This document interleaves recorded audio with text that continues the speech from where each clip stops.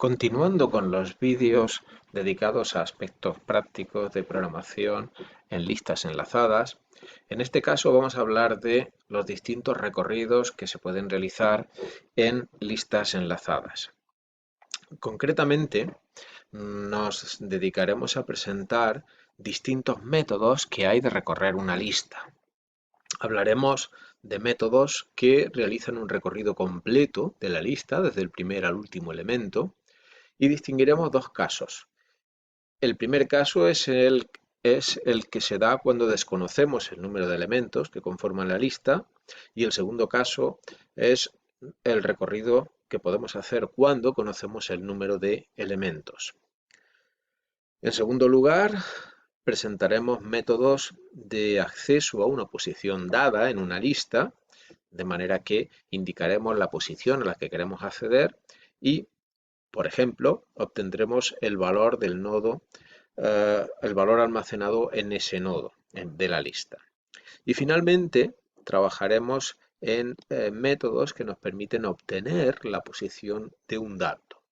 En este caso, lo que haremos será proporcionar un valor y la función nos devolverá o calculará la posición de ese valor en la lista. Posición que será o estará comprendida entre 1 y el número de elementos, si el valor está en la lista, o será -1 si el valor no está en la lista. En este último caso, el valor devuelto, -1, es un valor escogido de esa manera por convenio. Bien, y en esta última familia o métodos de acceso, distinguiremos dos casos que serán aplicables cuando la lista está desordenada, en primer lugar, y cuando la lista está desordenada.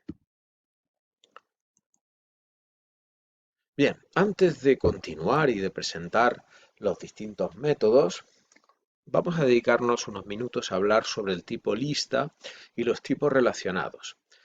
Los hemos explicado ya en otros vídeos, pero consideramos importante que quede muy claro la interpretación que queremos dar a los tipos que intervienen en estos problemas. Bien, en primer lugar hablamos del tipo nodo. El tipo nodo es un tipo struct que nos permite encapsular dos valores. Primero, el valor que guardamos en el nodo, en este caso hemos llamado ese campo info, y decimos que es de tipo base.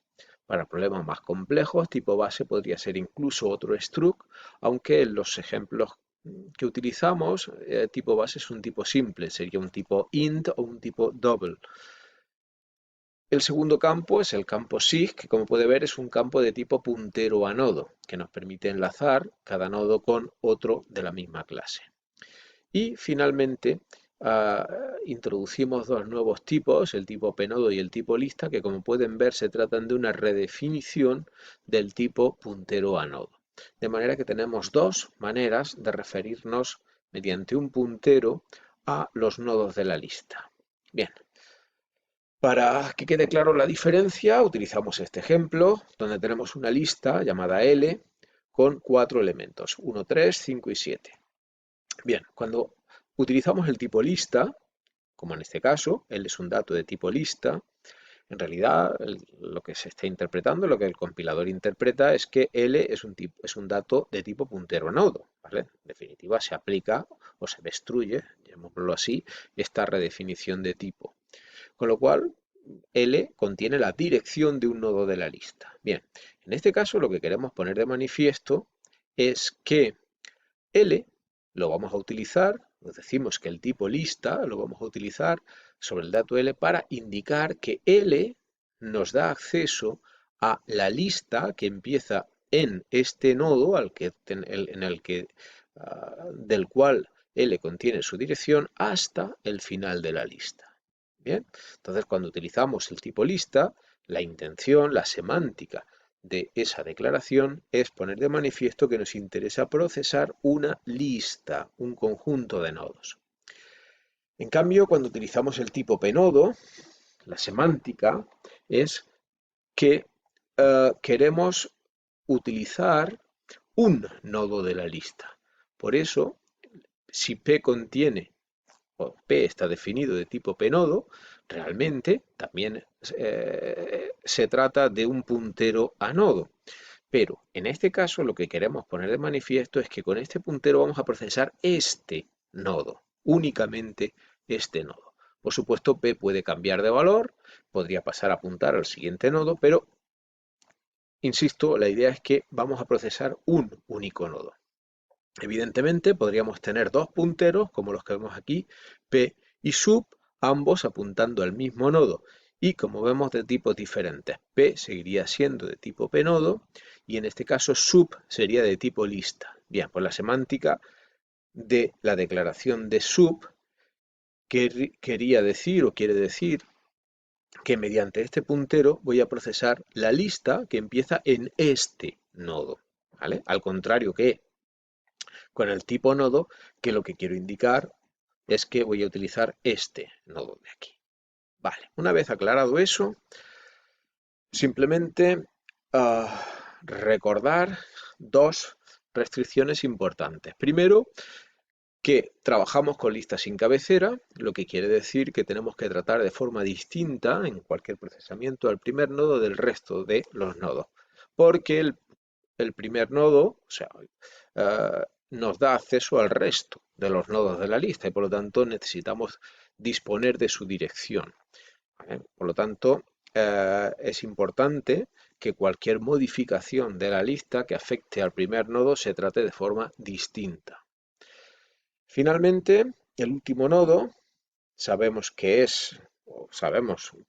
un nodo es el último nodo porque contiene un 0 en el campo SIG, de forma que el final de la lista está indicado de forma explícita en el último nodo.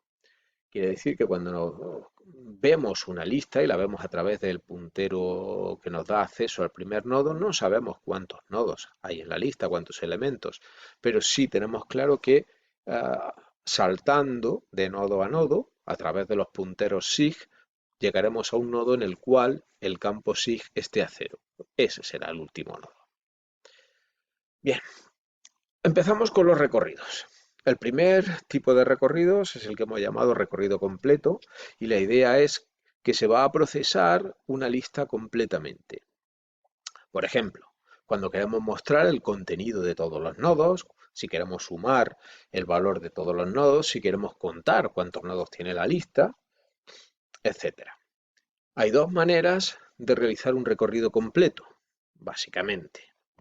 En primer lugar, veremos cómo se puede recorrer la lista si se desconoce cuántos nodos componen la lista y en segundo lugar veremos el mismo problema o el mismo procesamiento, recorrer la lista completa, si se conoce cuántos nodos conforman la lista. En el primer caso, recorrido completo, desconociendo el número de nodos de la lista, el punto clave que deberemos recordar es que el último nodo tiene un 0 en el campo SIG, con lo cual el final de la lista está marcado. Por ejemplo, vamos a ver la implementación de la función numElementos, función que ya la han utilizado en algún ejercicio, y veremos cómo está resuelta, de manera que cuando empieza su ejecución no sabemos cuántos nodos conforma la lista. Evidentemente, esa función es la que se encarga de realizar ese cálculo. Bien,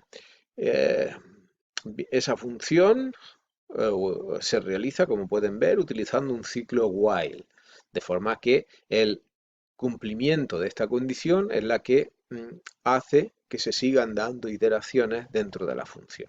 Veámoslo con un ejemplo. Perdón, y previamente recordar, importante, que aunque yo escriba en la condición while p, realmente lo que estoy escribiendo es que mientras p sea distinto de 0. Yo voy a utilizar la notación compacta while p en lugar de esta notación más larga, ¿vale? Pero ténganlo siempre en cuenta que en realidad lo que estoy diciendo es que mientras p sea distinto de 0. Bien, ahora sí, el ejemplo. La misma lista que vimos anteriormente, formada por 4 nodos. Cuando llamamos a la función numElementos, proporcionamos la dirección del primer nodo y la función, como podemos ver, accede a través de esta referencia L. Bien, en primer lugar se inicializan dos variables, una variable contadora que me va a llevar la cuenta de cuántos nodos hay en la lista. Inicialmente vale 0, aquí está.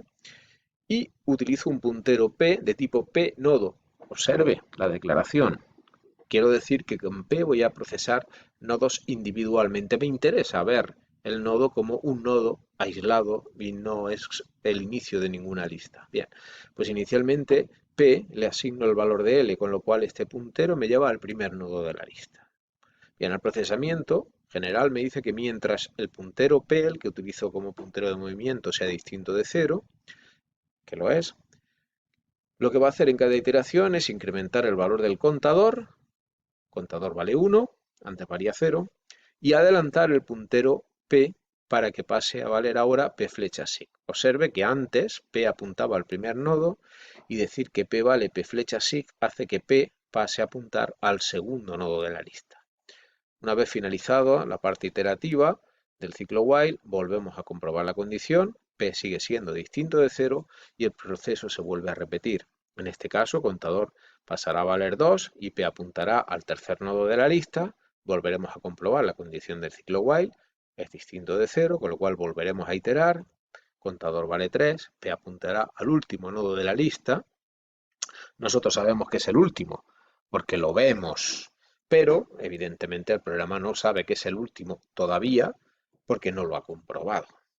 En este caso, P es distinto de 0, por lo tanto, cuando se compruebe la condición, volverá a dar otra iteración más, aumentará el valor del contador y ahora, cuando se adelante el puntero P, observe que antes P apuntaba a este nodo, P flecha sig vale 0. Por lo tanto, cuando se complete la instrucción de actualización del valor de P, P pasará a valer 0, terminará el ciclo while y devolverá el valor del contador, que es 4. Con lo cual la función ha hecho su tarea correctamente. Observe que hemos utilizado un ciclo while para completarla. Si sabemos cuántos nodos tiene la lista, el procesamiento puede hacerse más simple. Pero evidentemente, como comenté antes, cualquier función que recibe un puntero no sabe cuántos nodos tiene la lista. Por lo tanto, lo primero que debería hacer es calcular previamente cuántos nodos forman la lista. Por ejemplo, con la función que acabamos de describir, la función numElemento. Recuerde la función media. Vamos a repasarla recordando lo que acabo de explicar. Es una función que devuelve un valor doble que se calcula como el resultado de la suma de los elementos de la lista dividido entre el número de elementos que la conforman. Vamos a ver cómo se calculan estos valores. Bien, lo primero que debe hacer, ya que vamos a resolverla sabiendo el número de elementos, es calcularlo. Llamamos a la función numElementos, la que acabamos de describir, y la variable numElementos queda con el valor 4, que es el valor calculado por la función anterior. Bien, por lo tanto, el resto parece bastante sencillo. Utilizo un puntero P que inicio a L, al primer nodo, para recorrer la lista. P se va a ir moviendo en cada iteración y va a pasar a valer el valor de P flecha siguiente. Aquí lo estamos viendo. P es igual a P flecha siguiente. Y en cada iteración lo que vamos a hacer es incrementar el valor de la variable suma, que inicialmente es 0. Aquí lo tenemos, suma vale lo que valía antes más P flecha info, con lo cual en cada iteración se va aumentando suma. 1 más 3 más 5 más 7. Y el proceso, aquí lo tenemos resumido, se va a hacer con un ciclo for. Como sabemos cuántos nodos tiene la lista, sabemos que podemos repetir sin ningún problema 4 veces este proceso. Por lo tanto, para pos valiendo 1, mientras pos sea menor o igual que 4, en este caso, pos más.